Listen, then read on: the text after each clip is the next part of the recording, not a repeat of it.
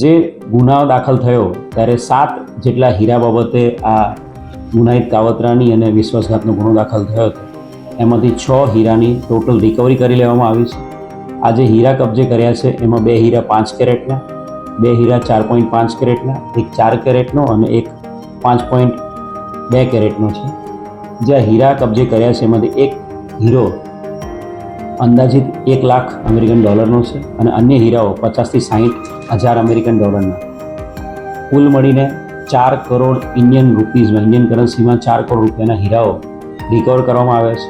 આપ કોઈ પણ બાયર આપનો કોન્ટેક્ટ કરે છે તો એ બાયરની ઓરિજિનલ આઈડેન્ટિટી તમે કન્ફર્મ કરો કે આ વ્યક્તિ છે જે બાયર છે આપની કંપનીનો છે કે નહીં, અને સાથે સાથે એની પાસેથી ઓછામાં ઓછા 3 રેફરન્સીસ મેળવો જેની સાથે એને પહેલાં બિઝનેસ કરેલો હોય, જેથી કરીને એ રેફરન્સીસ દ્વારા પણ આપણને ખ્યાલ આવી શકે કે જે આપનો કોન્ટેક્ટ કરી રહ્યો છે કોઈ પણ બાયર એ જેન્યુઅન છે કે નહીં, જેથી કરીને આવા મોટા ચીટિંગથી આપ બચી શકો.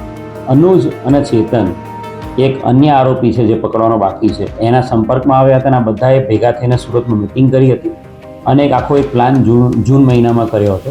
ત્યારે તે વર્ચ્યુઅલ યુએસનો નંબર એક્ટિવેટ કરીને 2 વીક માટે અલગ અલગ જગ્યા પર રોકાઈને આવી રીતે હીરાનું આપણે એક મોટું ચીટિંગ કરી અને એમાંથી જે પૈસા આવશે એ આપણે વેચી લઈશું અને વેચીને એ પૈસામાં આપણી લોન અને આપણા દેવા ચૂકતા કરીશું.